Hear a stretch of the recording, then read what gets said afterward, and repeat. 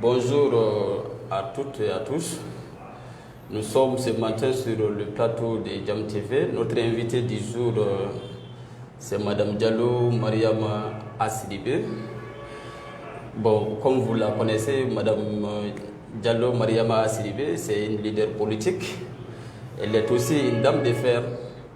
Elle est aussi vraiment soucieuse de la cause des femmes, plus particulièrement les violences basées sur le genre. Madame Diallo, bonjour. Bonjour. Alors, notre thème du jour porte sur acte féminicide à Bamako.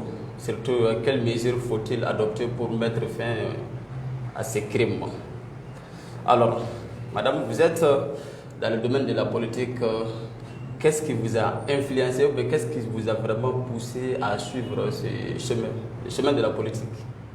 Alors, comme il a dit, je suis Diallo Mariama Asidibé. Je suis manager d'un cabinet de formation.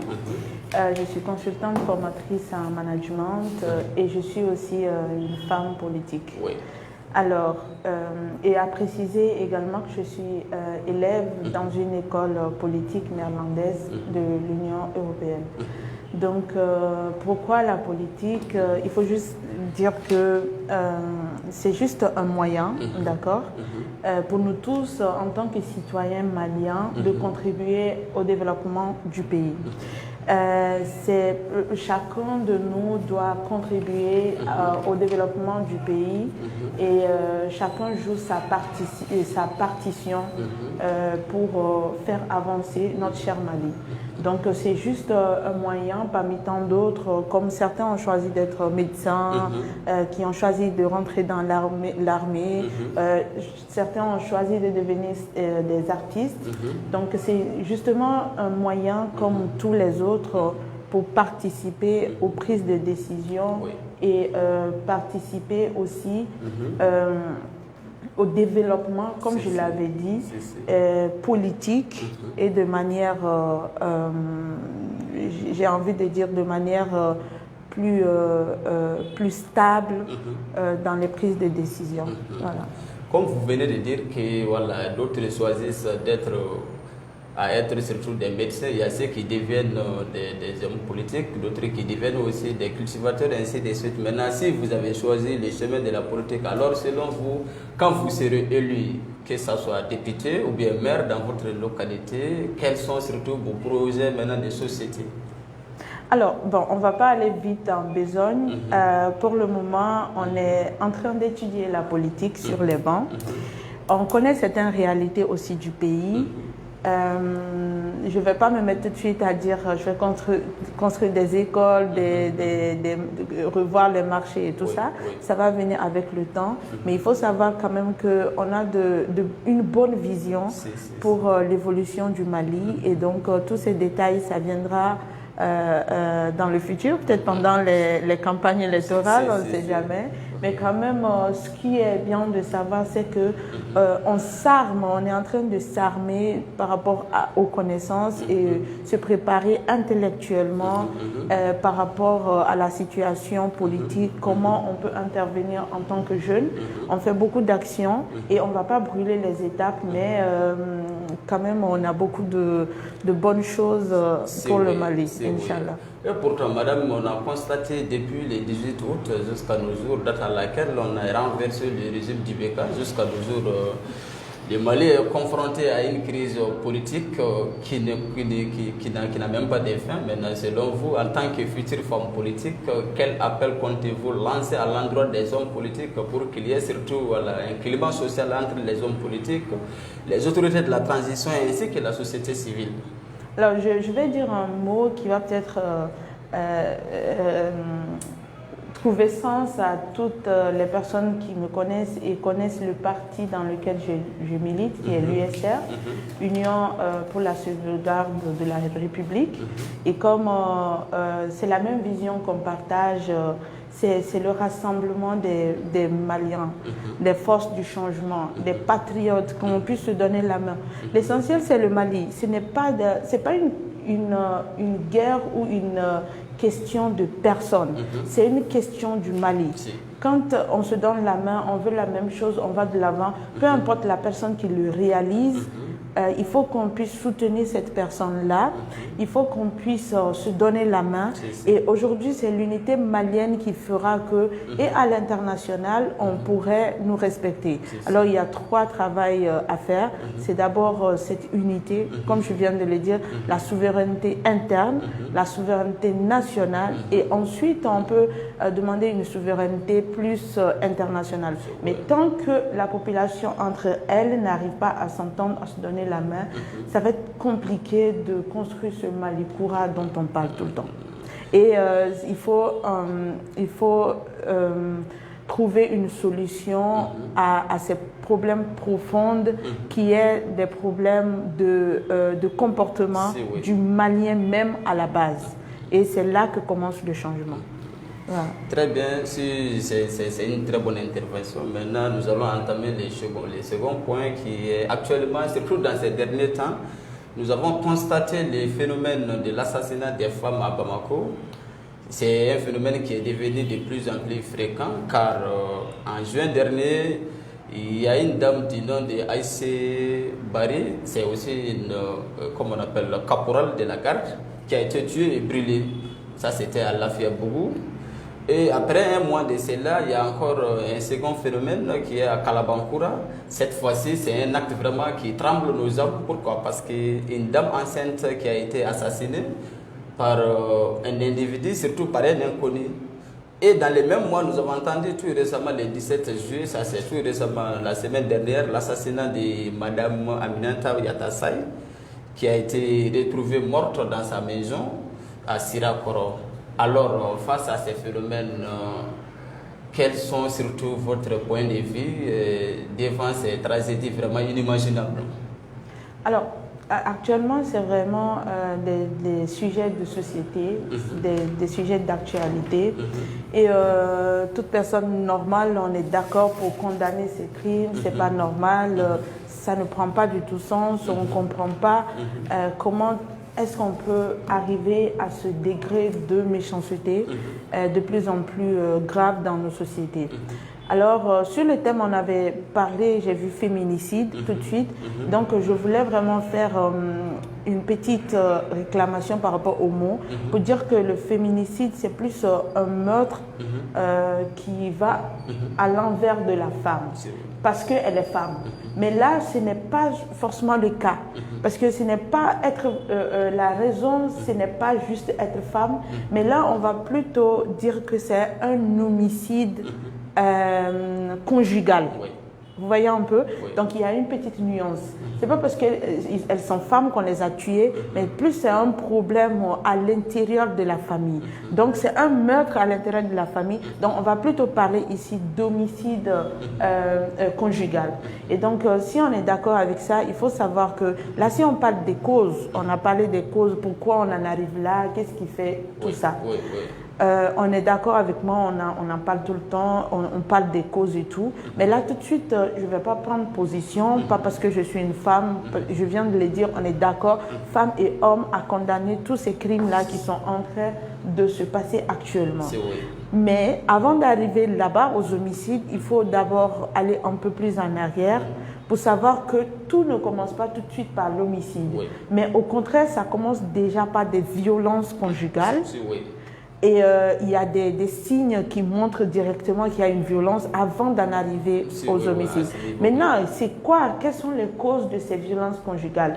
Et pour ne pas faire d'amalgame, il faut savoir que les violences conjugales à ce niveau peuvent être faites aux hommes et aux femmes. Et là, oui, aux femmes surtout.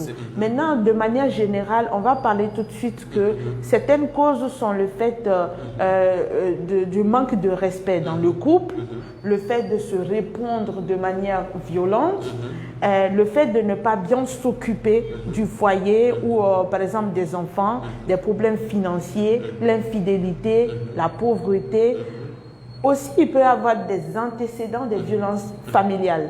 Parce que vous avez vécu dans une famille où il y avait beaucoup de violence. Oui. Vous allez faire un transfert dans votre famille et le continuer. Oui. Il y a aussi des troubles de personnalité. Il y a des gens qui ont vraiment des problèmes de personnalité, qui sont colériques, qui n'arrivent pas à contrôler leur colère. Et donc, après cela, on va parler, c'est toutes ces causes-là qui entraînent maintenant la violence qui crée crescendo jusqu'à un certain niveau où c'est arrivé au niveau supérieur. Oui. Donc là, on parle de la violence, on parle du fait qu'il y a des problèmes d'alcool, des problèmes de drogue.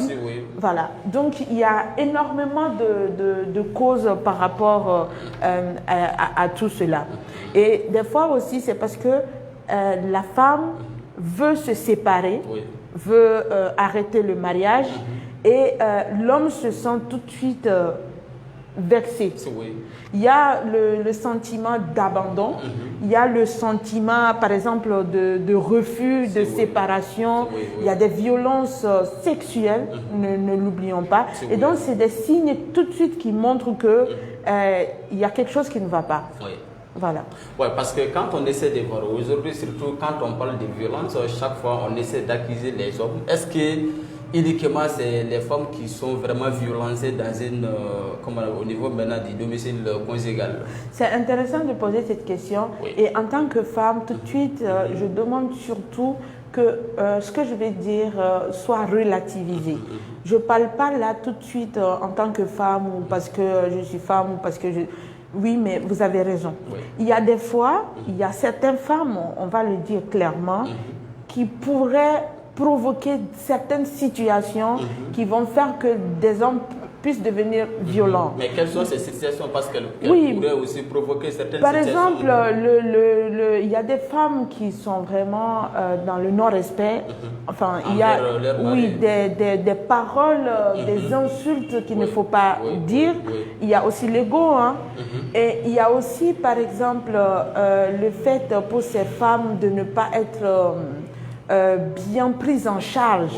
Donc il y a des frustrations qui viennent et qui font que la pauvreté, le manque d'argent, le manque d'attention, l'infidélité, le fait de la jalousie, de montrer tout de suite que voilà, tu sens que l'homme a peut-être une autre femme peut te pousser dans cette extrême jalousie à parler mal, à ne plus vraiment être dans le respect. Et ça pourrait pousser l'homme à devenir plus violent. Mais encore une fois, ce n'est pas une raison de violenter. On pourrait parler plus respectueusement, s'asseoir, discuter, avoir un dialogue, une conversation. Et si ça ne va pas, on peut se séparer. On n'est pas forcé de rester ensemble quand ça ne va pas, quand on a fait tout pour que ça aille. Et ça pourrait éviter beaucoup de choses par rapport à tout ce qui se passe actuellement. Maintenant, si je comprends bien, selon vous, le fait de parler d'une manière irrespectueuse, soit maintenant de répondre d'une manière mal, ce ne sont pas des raisons valables qui permettent surtout à l'homme de violenter sa femme. Alors, selon vous, quelles sont les raisons qui sont valables surtout? Aucune raison n'est valable. Pour se violenter. Attendez, même avant de parler de violence verbale, physique, parlons même de violence verbale et psychologique. Le fait même de ne pas... Quand on se marie, en fait, le foyer, c'est une équipe. On s'entraide ensemble. Mais l'homme a souvent cette manière de penser autoritaire sur la femme. Et quand il s'agit en fait, ils prennent leur rôle à moitié. Quand il faut se montrer que tu es l'homme de la maison, oui, on se montre. Et quand il faut aller dans les charges, parce qu'il faut le préciser, le code de la famille au Mali dit que les charges pèsent sur l'homme, obligatoirement. Parce que le code l'a dit, l'homme doit, en principe, prendre les charges. Mais la femme peut l'aider si elle veut. Donc, si la femme même gagne 1 million par mois et que l'homme gagne 10 000, c'est à lui de faire les charges et même de prendre soin de la femme. Maintenant, consciencieusement, si la femme décide de s'entraider, il y a même des hommes, même quand la femme décide de s'entraider, ils le prennent comme ils vont dans l'extrême de la jalousie et pensent directement que parce que la femme contribue, elle pense que... Mais c'est des pensées qu'on... Franchement, tout va dans l'éducation. Tout à fait, inimaginable. Ouais, bon, là aussi, c'est vrai parce que surtout dans la société, on a fait plusieurs constats. Même tout récemment, les femmes se sont retrouvées devant, comme on appelle la cité administrative, pour vraiment demander aux hommes d'arrêter de violenter leurs femmes. Bon, je voudrais savoir si vous avez une association, soit maintenant une ONG qui intervient, disons, dans ces domaines, dans les domaines de lutte contre les violences faites aux femmes. Alors moi, j'ai pas de... Parce que chacun son domaine, on va pas être sur tous les plans aussi. J'ai beaucoup de camarades, de consoeurs, d'amis qui militent dans les organisations ou qui ont des organisations de VBG. Directement, je ne suis pas en premier plan, mais on est toujours là pour les appuyer, pour les aider, pour les accompagner à faire entendre la voix des femmes. Et il faut savoir que ce n'est pas une question par exemple des charges, ou ça aussi c'est quand on veut, ou encore l'égalité des forces ou des décisions. Je ne dis pas qu'il n'y a pas des femmes qui élèvent la voix, mais tout dépend encore une fois de la base dans le couple et de l'éducation. Parce que quand tu as une mère, tu as une soeur et que tu les respectes, il y a des insultes que tu ne vas pas faire envers ta femme. Imagine, on le fait à ta fille. Tu as une fille un jour et qu'il y a un homme qui l'insulte ou le frappe. Comment tu vas réagir? Cette chose que tu refuses qu'on fasse à ton enfant ou à ta soeur ou à ta mère, tu ne peux pas l'accepter qu'on le fasse, que toi-même tu puisses le faire à ta femme. En fait, c'est des choses que moi je n'arrive pas à comprendre. Parce que, bon, d'ailleurs, comme vous venez de dire, parce que la violence, non seulement que c'est quelque chose qui est très dangereuse, bon, ses conséquences sont néfastes. J'aimerais savoir maintenant si vous avez une fois entendu parler, ou bien maintenant vu surtout, comme on appelle, de voir les résultats qui ont été vraiment provoqués suite à ces violences ici dans la ville de Bamako ou ailleurs.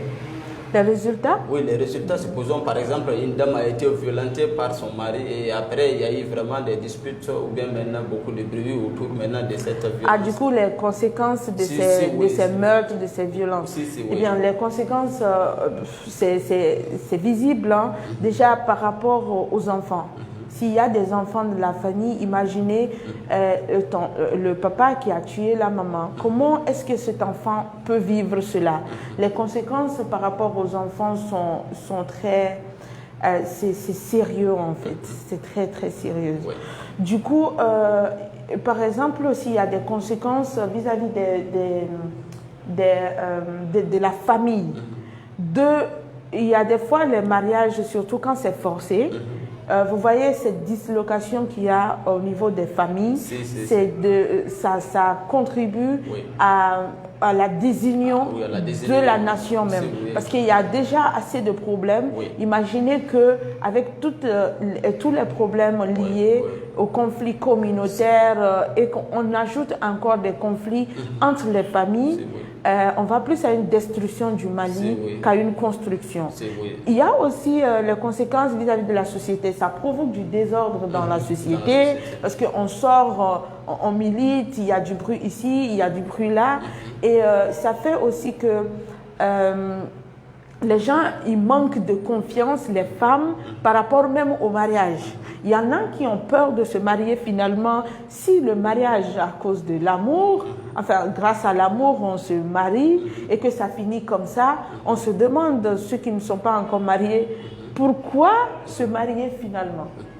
Voilà. Mais quand vous parlez du mariage, est-ce que là où nous sommes actuellement, les mariages là se font même, comme on appelle, dans l'essence directe même de l'amour? Est-ce qu'ils s'aiment maintenant pour le pire et le meilleur?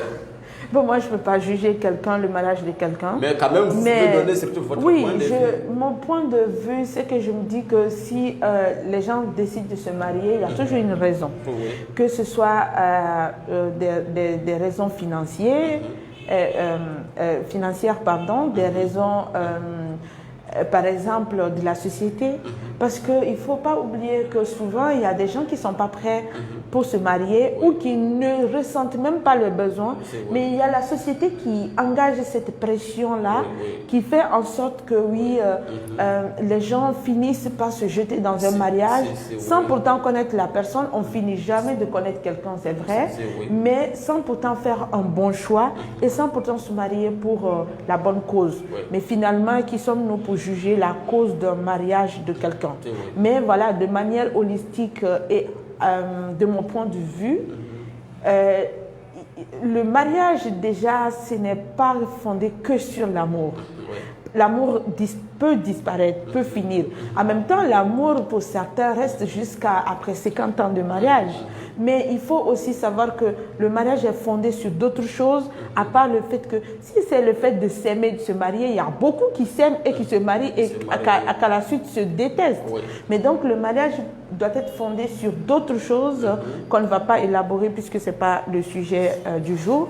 Mais voilà, il y a plusieurs raisons pour lesquelles les gens se marient. C'est vrai, parce que comme on parle de la violence, parce qu'on sait très bien que la violence n'a jamais une conséquence positive, bon, parce que toujours les crimes ont toujours vraiment des conséquences qui sont néfastes.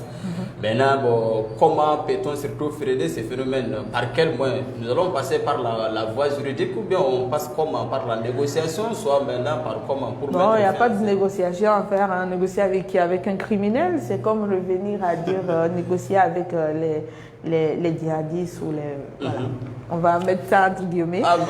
Alors, par rapport aux solutions pour freiner ce phénomène, déjà, avant de parler des solutions, il faut savoir que les crimes, les homicides qui se font entre les conjoints ne se passent pas qu'au Mali. Il y en a des chiffres très élevés. Par exemple, en 2014, il y avait plus de 29 cas d'homicide au Québec. Il y avait plus de 360 meurtres dans l'année de 2016, si je ne me trompe pas, au Canada de manière générale. Donc, il faut savoir que ça ne commence pas ici au Mali. Et il y avait ces causes, il y avait ces meurtres-là au Mali depuis un moment. Mais les gens ne font pas attention à ça et laissent passer parce que ce n'est pas récurrent. Et maintenant qu'on le voit de plus en plus, on s'en inquiète. Pourquoi est-ce que quand il y avait un meurtre, on avait parlé et puis on s'en est arrêté là? C'est pour cela que ces personnes voient qu'il n'y avait pas de grandes conséquences, on les arrête, dans peu de temps ils sortent, qu'ils continuent. D'autres personnes continuent à perpétuer ces meurtres-là. Alors, les solutions, avant même d'arriver aux lois ou parler de l'État, il faut qu'on commence déjà à l'intérieur de nos familles. Il faut cette éducation financière. Il faut créer un lien de confiance. Que ce soit, je ne vais vraiment pas me limiter en disant entre les mamans. Non, pas que les mamans, les sœurs, les frères, les papas, les tontons. Il faut vraiment que quand un homme vienne demander la main de votre enfant, il faut vraiment faire des enquêtes. Il n'y a pas je connais la famille là, non, je connais la personne qui est avec. Non, il faut faire fi de tout cela et faire de vraies enquêtes pour connaître l'état d'esprit même du mari, parce que la femme qui se marie est tellement dans l'euphorie qu'il ne va pas faire attention à tout cela. Exactement, c'est vrai. Il ne va pas faire attention, même si l'homme l'a déjà maltraité avant de se marier. Pour lui, tout ce qui est important, c'est de se marier parce qu'il y a l'amour qui est là. Mais après, l'amour peut disparaître et c'est là les vraies réalités commencent. Mais madame, vous venez de toucher surtout, comme on appelle, là, pour mettre fin à ces phénomènes, vous venez de parler de l'éducation financière. Que voulez-vous dire maintenant par l'éducation financière? Ah non, je n'étais pas encore arrivée là-bas, mais c'est plutôt l'éducation familiale. Voilà, l'éducation familiale où je disais de créer un lien de confiance, de faire des enquêtes par rapport au mariage, mais d'éduquer aussi les enfants pour les montrer que voilà, le mariage n'est pas une fin en soi, mais je fais le lien entre la famille et la société avant même d'arriver à l'éducation financière. C'est que la société aussi voit mal les femmes qui divorcent ou avec des moqueries, où ils s'assoient et jugent. Et du coup, beaucoup ont peur de sortir de ce mariage parce que la société voit mal le fait que tu n'es plus avec ton mari, ou il y a d'autres, tu peines après à te remarier et ça devient un truc assez compliqué à gérer émotionnellement. Maintenant, venons à au nerf de la guerre, qui est l'éducation financière. On a vu que beaucoup de femmes qui sont maltraitées sur un pourcentage assez élevé, mais pas toutes, on voit que ce sont plutôt des femmes qui ne sont pas vraiment stables financièrement, qui se débrouillent, qui vendent par-ci, qui se débrouillent en un mot. La famille ne pourrait pas prendre soin de moi et de mes enfants et moi. Et donc, des fois même, vous allez trouver que c'est les femmes-là qui d'aller au divorce directement quand on te dit Mounouni Sabali. Si toi-même tu as peur de sortir, peut-être pas amour, hein? Il y a certains qui aiment leur mari, même si on les violente, ils sont là. D'autres aussi, c'est parce que peut-être à cause des ambitions professionnelles, parce que quand tu n'es pas marié, il y a certains postes ou certaines choses dont tu ne peux pas accéder. Ou la société où on a besoin de se dire que tu es madame. Il y a beaucoup de raisons. Et des fois, on se dit que voilà, c'est pas à la première dispute qu'on va jeter l'éponge. Donc, ce qui fait que il faut que peut-être que ces hommes soient mieux occupés, trouvent du travail. Peut-être avec cette stabilité financière, ça pourrait résoudre une partie des problèmes. Donc, mais ce n'est pas que ça. Comme je l'ai dit, les troubles de personnalité, les stupéfiants, drogue et alcool sont beaucoup parce que quelqu'un qui est dans son état normal, des disputes, voilà, des disputes, on en trouve. Comme on appelle d'assassiner sa femme. Exactement, assassiner. On a un esprit surtout normal. Exactement. Mais ça n'empêche pas qu'il puisse avoir des disputes. Même entre sœurs, on se dispute. Entre amis, on se dispute. Meilleurs amis de 10 ans, on se dispute. Ça ne va pas l'empêcher, mais d'en arriver à certains points, ça peut l'empêcher. Tout va dans de l'éducation. Tu ne pourrais pas faire des insultes, enfin, que je ne peux pas dire, puisqu'on est en public. C'est oui. Et vous me comprenez bien, et je pense que les téléspectateurs aussi, à une femme, quand tu te respectes toi-même. Voilà. Oui, mais souvent, parce que nous, on voit qu'il y a des hommes qui se respectent et puis qui respectent aussi leurs femmes, mais au contraire, il y a aussi beaucoup de femmes qui manquent même de respect envers les femmes. Il faut la communication. Il faut la communication. Comme je l'ai dit, je ne prends pas de position, parce que je suis quelqu'un qui relativise beaucoup. Ce n'est pas parce que je suis une femme que je vais défendre que la cause des femmes, mais je défends en fait le truc de manière holistique. Alors, c'est vrai, il y a des femmes, j'en ai vu, qui manquent du respect ouvertement à leur mari, devant leurs amis, qui leur parlent mal parce que certains ne sont pas en condition financière normale. Okay. Maintenant, si je comprends mais quand une femme te manque du respect, il y a toujours, enfin, la femme ou l'homme, il y a toujours une raison.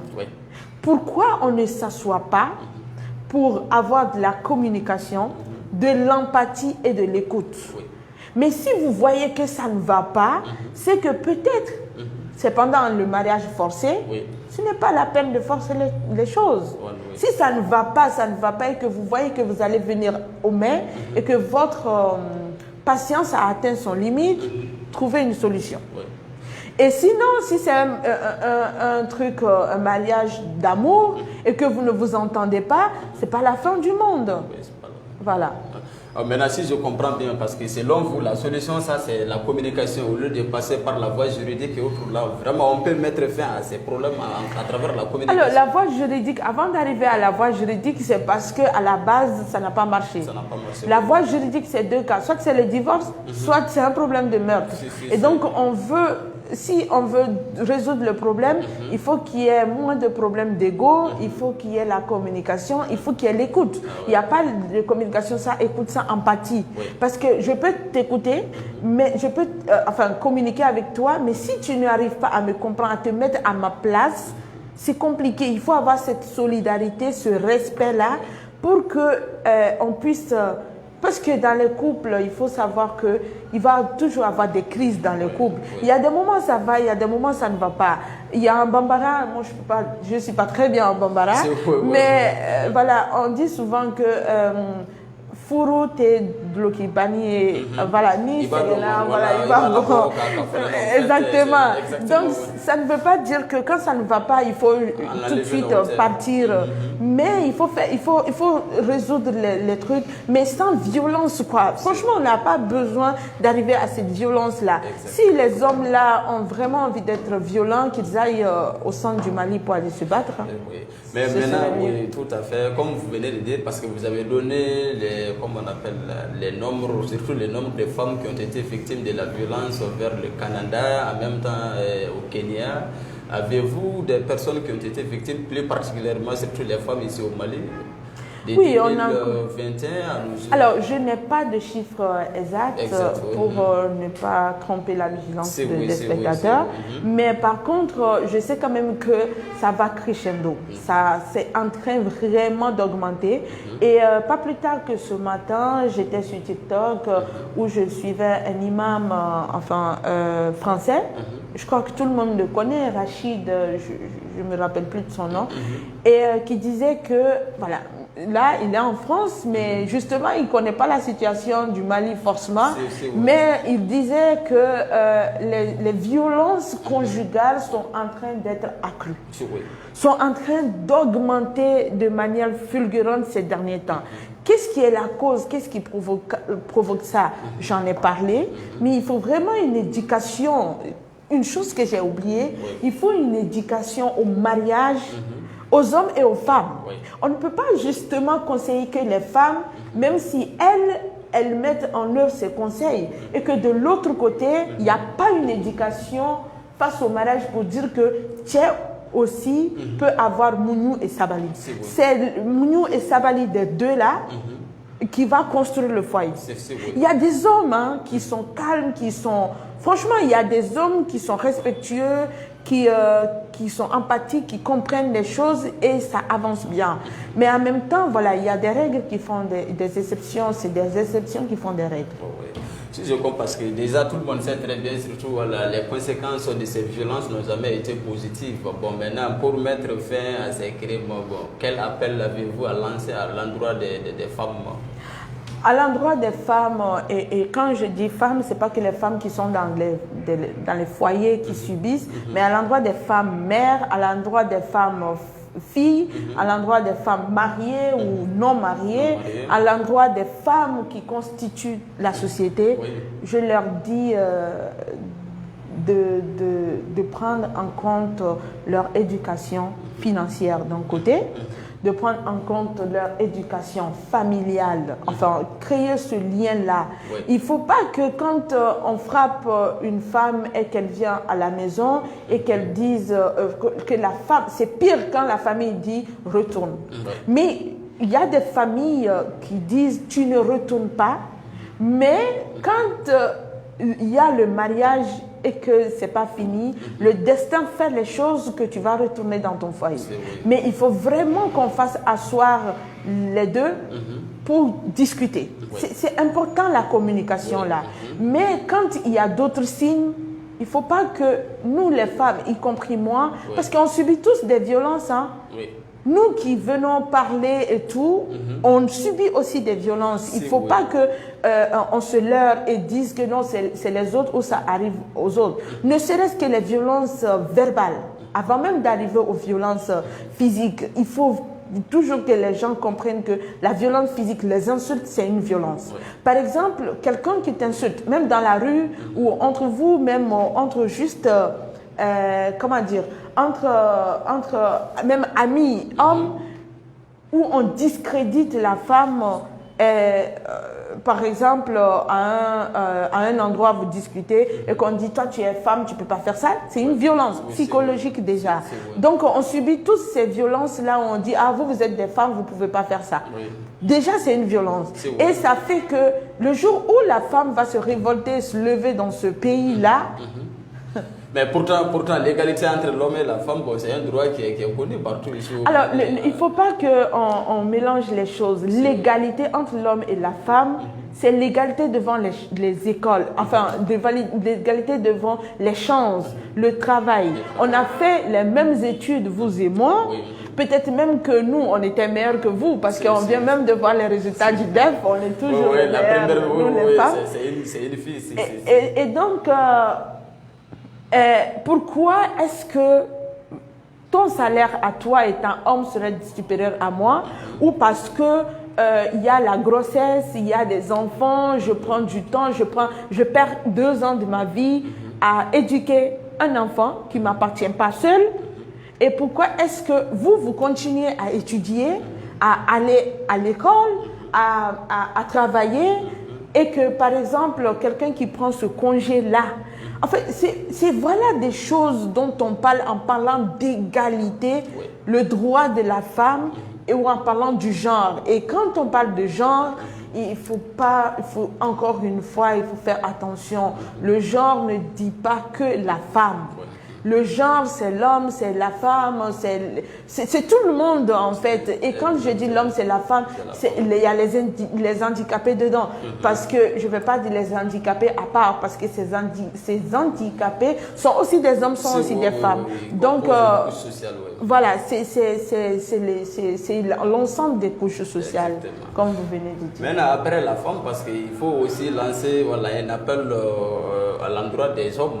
Alors, quel mot comptez-vous lancer, surtout maintenant à l'endroit de ces hommes? Il s'agit maintenant des maris qui sont avec leurs femmes. Oui, alors sur Facebook récemment, les hommes même étaient plus indignés que les femmes.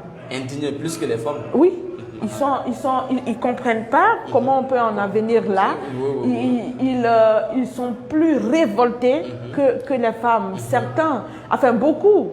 Mais alors, lancer les appels aux hommes, parce que ça n'arrive pas qu'aux autres, hein. Ça peut nous arriver où dans un excès de colère, tu commets l'irréparable, et avant de le savoir, c'est trop tard.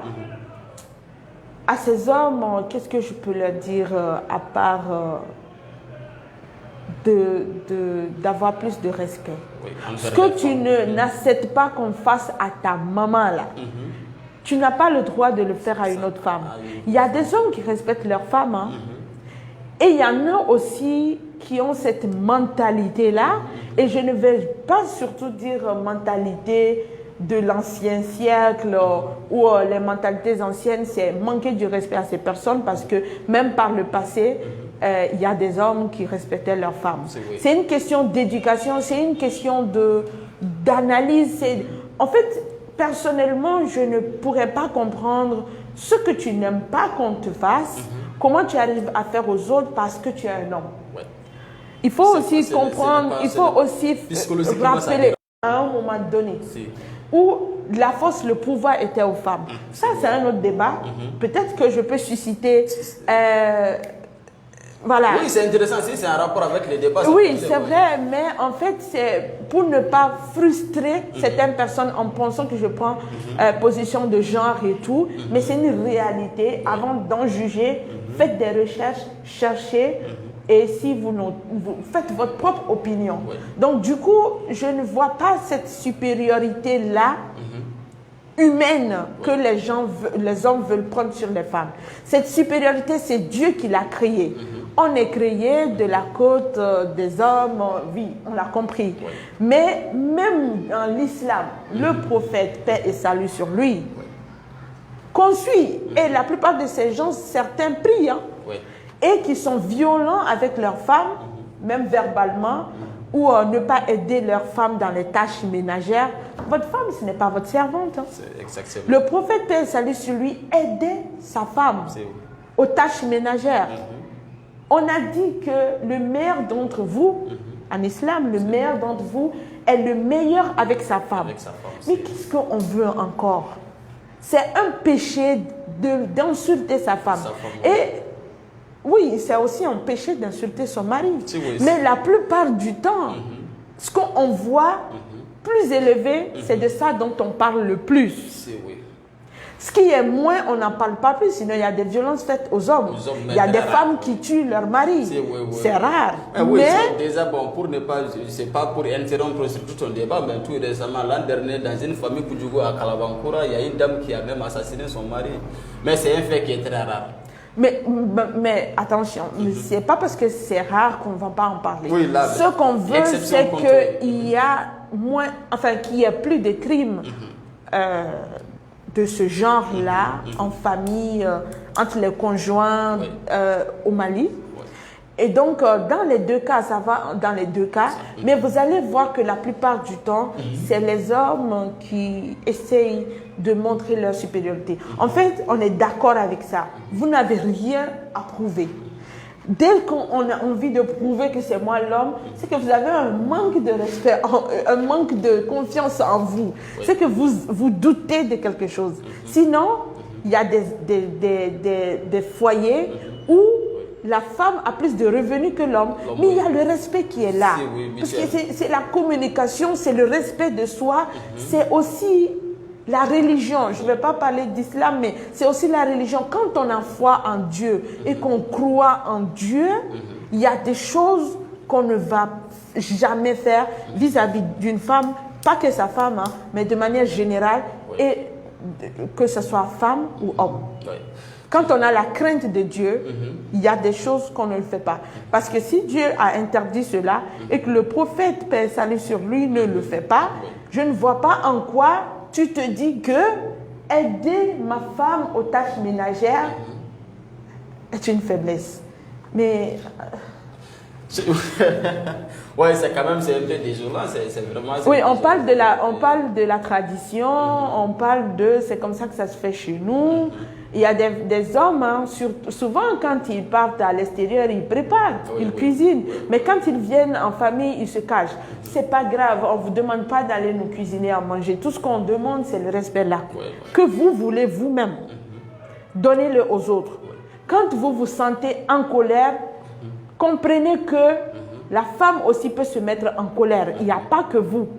Et ayez de l'empathie. Ce que vous ne voulez pas qu'on vous fasse, ne le faites pas aux autres.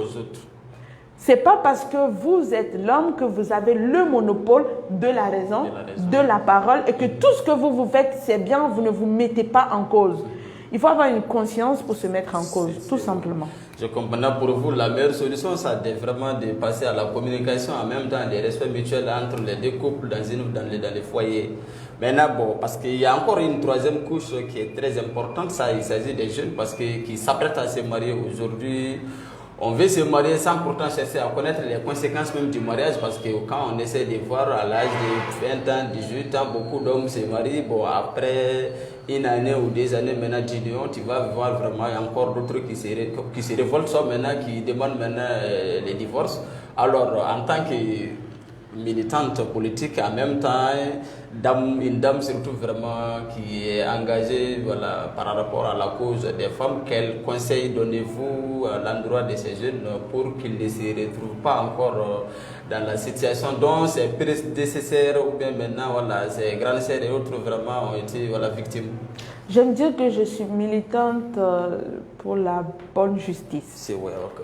J'aime dire pas forcément militante pour la cause des femmes, c'est une discrimination. C'est vrai, ok. Même quand les hommes sont en cause ou les femmes sont en tort, j'aime bien dire que la femme a tort. C'est vrai. J'ai aussi des torts souvent, c'est pas que les hommes. Mais voilà. Ce que je pourrais dire à ces jeunes, tout mon message va à l'endroit et des jeunes, et des vieux, et enfin tout le monde, mais plus particulièrement, je pense que j'ai même touché ça, ce point-là, c'est que j'avais dit à un moment donné que cela entraîne une peur chez les jeunes qui ne sont pas encore mariés à se dire pourquoi finalement. Mais ça n'empêche pas que le dimanche prochain, il y a au moins 100 mariages à Bamako, hein? Oui, on se dit que ça ne peut pas m'arriver parce que on s'aime, on se respecte, mais il faut savoir qu'on a nos jours noirs. Et c'est pendant le couple où il y aura des difficultés que certaines personnes peuvent changer. Alors, ce que moi je peux dire à ces gens, j'en ai parlé, j'en ai vraiment parlé, c'est l'éducation au mariage. il faut qu'on arrête d'appeler les femmes seules. Qu'est-ce que ça a donné? En fait, j'ai envie d'adresser mon message à peut-être, oui, sur Facebook, on est en direct, c'est vrai qu'il y a plus de jeunes qui nous suivent sur Facebook, mais il y a aussi, maintenant, il y a aussi nos aînés, nos mamans, nos papas qui sont sur Facebook. Alors, si j'ai quelque chose à leur dire, c'est que il faut vraiment arrêter pendant le mariage, avant et après, d'appeler la femme seule pour lui donner les conseils de mariage. Si tu vas respecter ton mari, ne lui réponds pas quand il parle, ne l'insulte pas, ne lève pas la main sur lui et tout. C'est comme si c'était normalisé ce que les hommes font. C'est comme si les hommes n'avaient pas d'éducation au mariage. Ils ne savent pas comment se comporter. Ils ne savent pas quoi faire devant telle situation. Il y en a à qui on dit, par exemple, si tu vois que ta femme élève la voix, ou que ta femme se fâche, ou que vous voyez que les disputes commencent à s'élever, sors. Prends la clé de ta voiture et sors. Va au grain. Mais il y en a aussi des hommes qui ont peur de rentrer à la maison parce que dès qu'ils rentrent, ça recommence. Pendant ce moment-là, assois-toi et pose la question à ta femme. Quel est le problème? Si elle te dit le problème, c'est ton infidélité. Mais mon cher, soit tu épouses la femme là, tu le ramènes parce que vous êtes sur un régime polygame et ça pourrait quand même mieux diminuer au moins le fait que tu sors tout le temps. Et pourquoi tu vas au grain? Tu épouses la femme enfin la fille de quelqu'un, tu le mets seul à la maison, elle est seule, des fois avec les enfants, elle s'ennuie, elle va sur le net, il y a un autre homme qui prend soin d'elle, qui lui dit des mots doux, la femme a besoin d'attention. Ça lui pousse à l'infidélité et maintenant tu t'en plains alors que tu... Mais attends, c'est un cercle vicieux qu'il faut comprendre que laisser sa femme aller au grain chaque fois, il n'y a pas de communication entre vous, est aussi une des causes de ces violences-là, une des causes de ces divorces-là. Il y a aussi le fait qu'on ne se comprend pas, on n'arrive pas à se comprendre, on n'arrive pas à prendre sur soi, on n'arrive pas à avoir de la patience, mais des deux côtés, pas que de la femme. Moi, on me dit que par exemple, à être patient, de ne pas parler, et j'ai en face de moi un homme qui m'insulte, qui parle mal, qui est vulgaire, mais à un moment donné, on a du sang dans nos veines. Alors que quand tu vas répondre juste à cette personne en lui disant, juste que tu es désolé ou ce n'est pas de ça qu'il s'agit, il s'énerve en disant pourquoi tu lui réponds alors que tu ne l'as même pas encore insulté. Et si tu l'insultes, ça lui fait mal, mais lui, il insulte. Donc nous, on est statues et qu'on n'est pas fait de sang. C'est vraiment insupportable. Et qu'on doit supporter tout parce qu'on est des femmes. Nous, Sabali. Mais ça n'a pas de sens. Donc il faudrait qu'on puisse appeler ces hommes-là, les éduquer, leur parler, leur religieusement, chacun sa religion. Chrétien, athée, musulman, Bouddha, peu importe. Mais qu'on puisse leur expliquer et que... Franchement, beaucoup ont démissionné. Le mariage, pendant ce temps, c'est l'euphorie et tout. Et des fois, quand tu vas donner ces conseils, les jeunes ont une base d'éducation. Tu sais que tu ne vas pas insulter avec des insultes graves ta femme. Parce que quand tu l'insultes à un moment donné, elle va aussi t'insulter. Quand tu le frappes à un moment donné, elle va essayer de se défendre. Et c'est là que ça commence à devenir plus grave. Sinon, comment on peut comprendre un homme qui frappe une femme qui est enceinte ou qui parle mal à une femme qui est enceinte, qui est déjà assez susceptible à cause des hormones de la grossesse? Cet homme-là, ça ne va pas. Incompréhensible. Bon, parce que c'est quelque chose vraiment qui mène les dysfonctionnements sociaux, mais parce que bon, quand on essaie de voir, il faut aussi qu'on mène une lutte. Bon, c'est sûr que maintenant la lutte contre cette violence conjugale, c'est une tâche qui est très lourde. C'est un défi vraiment qu'on doit relever. Bon, quel appel compte-t-il lancer, surtout à l'endroit des décideurs de la nation? Il s'agit maintenant des autorités. Alors, des autorités, je l'ai dit, il faut peut-être qu'à l'Assemblée nationale, où déjà le gouvernement pense à une proposition de loi parce que ça passe de là pour arriver à l'Assemblée nationale pour le voter, c'est qu'il faut vraiment... C'est vrai qu'il y a le code pénal qui punit le crime, l'homicide, volontaire ou pas, parce qu'à la base je suis juriste, il ne faut pas l'oublier, mais au-delà de ça, il n'y a vraiment pas une pénalité contre les homicides, enfin entre les conjoints, qui soit lourde, une vraie quoi. Peut-être qu'il faut des lois qui interdisent la violence, ne serait-ce verbale. Parce qu'il y a certaines femmes qui ont peur d'aller déposer plainte parce que ça pose un problème, parce que de la famille. Élargi, parce que quand tu parles de la justice, non seulement que ça ne va pas finir vite. Ne serait-ce les divorces, ça prend du temps. Donc, quand on dépose imagine, tu déposes une plainte, peut-être même que le monsieur la fera tout pour te tuer. Oui, ça peut arriver. Avant même que toi, tu ne l'enfermes. Ça peut arriver. Et il y a des fois, en fait, il faut vraiment que le niveau étatique, on puisse trouver d'abord une solution à... Parce que eux, ce qu'ils peuvent faire, c'est par rapport au chômage. Et par rapport à la circulation des armes dans la société, ou encore par rapport aussi à la circulation des stupéfiants, l'alcool, comment on l'appelle, la drogue. La drogue, oui. Voilà, ce sont des trucs qu'on peut peut-être, sur lesquels l'État pourrait peut-être travailler.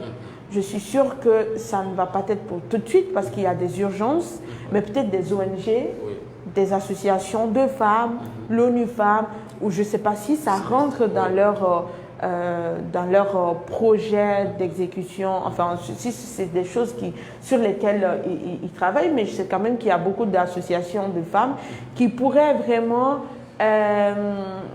travailler sur ces appels à conscience, travailler sur ces législations, ces lois pour qu'ils puissent avoir des lois par rapport au contrôle des armes. Des armes, on en parle déjà parce que c'est un problème plus politique, plus étatique. Mais par rapport aux drogues, à l'alcool, je ne vais pas venir dans le fait qu'on soit un pays laïque, mais il faut vraiment trouver une solution. Ou c'est au niveau de la famille, qu'on voit vraiment, qu'on fasse des enquêtes pour savoir si cet homme consomme ces trucs-là, voilà, ou pas. Parce que ça peut être une raison, ou aussi par rapport aux troubles de personnalité. Parce qu'on oublie ce côté-là, mais quand on est trop colérique, on n'arrive pas à contrôler sa colère, à se contrôler, à contrôler sa colère, ou à contrôler... comment dire, avoir des troubles de personnalité, ça peut poser problème.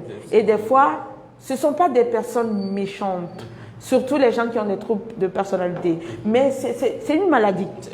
C'est pas des personnes, parce que ce sont des gens bipolaires, et quand ils reviennent à eux, ils sont plutôt gentils. Vous allez voir qu'ils ont une double personnalité. Tout de suite, ils peuvent aller dans l'extrême, tout de suite, ils peuvent être gentils. De l'autre côté, voilà. Alors, nous tendons maintenant vers la fin de ces débats, mais c'est que il est très difficile, voire même impossible de mettre fin à ces débats sans pourtant vraiment parler de la situation politique actuellement dans ce pays. Parce que ça fait bientôt quelques mois, il y a eu vraiment beaucoup de disputes entre la classe politique, la société civile ainsi que les autorités de la transition. En tant que femme politique, quel appel comptez-vous lancer à l'endroit maintenant de tous les Maliens pour que le Mali sorte de cette crise qui n'a que trop duré? Alors, je pense qu'au début, on en avait parlé, mais... dire tout. Alors, je pourrais peut-être prendre une position qui serait peut-être bien ou pas. C'est qu'aujourd'hui, moi, je ne parle pas en tant que politique, mais en tant que jeune femme, c'est que moi, je suis... alors, je ne sais pas si je dois dire ce mot en disant je soutiens la transition. Mais c'est juste pour dire que je soutiens l'unité du Mali. Oui, en un mot, tu soutiens le Mali. Peu importe comment ces personnes sont venues au pouvoir. C'est parce que quelque chose n'allait pas qu'il y a eu un renversement de situation. Oui, c'est oui. Alors, peut-être je suis pro-militaire parce que j'aime la démocratie. Mais vous soutenez la transition en un mot, il faut dire. J'aime la démocratie, c'est vrai, mais ce que le Malien a besoin, c'est qu'on puisse retrouver nos valeurs, qu'on puisse asseoir une unité nationale, une souveraineté interne et nationale, mais de plus, ce qu'on pourrait faire de mieux, c'est qu'il faut savoir que la politique, c'est vrai, on défend des visions, mais on est ensemble. C'est pour le Mali. Aujourd'hui, s'il faut donner la main à peut-être l'opposition de mon parti pour qu'on puisse aller à l'unité, on le fera. Et j'en suis sûre que le parti le fera et sera d'accord avec moi. Ce n'est pas un problème de personne, c'est un problème de la nation. Alors, il faut vraiment, on dit Malikoura, mais avant que les institutions ne fassent bien leur travail et que l'État ne fasse bien son travail, il faut que le citoyen s'intéresse aux problèmes de la nation, s'intéresse aux lois qui sont en vigueur, s'intéresse à comment se fait les choses. Bientôt, les élections vont commencer. Il faut que la conscience citoyenne, patriotique puisse parler. D'abord, je fais un appel aussi à ces partis politiques. On lutte contre la corruption, mais qu'on arrête de vouloir acheter les électeurs, une partie du problème, mais de l'autre aussi, que ces citoyens prennent conscience que 1000 francs, 2000, ou par exemple certaines femmes, associations, les bâches, les marmites, là et tout ça, c'est juste un moment. Quand la personne atteint le pouvoir, il ne se rappelle même pas de vous. On vend cette population, on vend ce pays-là pour des intérêts personnels. Alors qu'il faut vraiment aller dans le socialisme. C'est l'intérêt commun, public. Actuellement, on a beaucoup perdu certaines valeurs où c'est le capitalisme qui prône. C'est le truc, voilà, je suis bien, ma famille et moi, ça me va. Mon voisin à côté qui n'a pas à manger, ce n'est pas mon problème. Donc, c'est cet appel-là que je lance, c'est qu'on se donne la main ensemble. Politique, je ne veux pas appeler le nom d'un parti politique, mais toutes ces partis politiques, on veut la même vision. Donc, pourquoi pas, à ces moments de transition, on ne puisse pas se dire que pendant longtemps, il y a eu le pouvoir aux politiques. Le pouvoir va revenir aux politiques à un moment donné. Mais il faudrait qu'en ce moment, on puisse se donner la main et se dire et soutenir. Parce qu'il y a des ennemis contre nous et qui est, par exemple, des ennemis à l'intérieur comme à l'extérieur. Et si on est divisé à l'intérieur, il ne faut pas qu'on retourne au temps de Modibo Keïta, où il y avait eu des trahisons partout, qui nous a conduit à des choses qu'on a vécues pendant des générations jusqu'à présent. Et moi, je ne sais pas si je dois conclure tout de suite. Il faudrait aussi que la jeunesse n'oublie pas que son point de départ, c'est la génération passée. Entre-temps, j'avais pris la parole, j'ai parlé de ça et je continuerai à parler de ça. La population malienne, on est comme un arbre. Les Modibo, les gens, les Soudjata, ce sont nos racines. Le tronc, c'est les...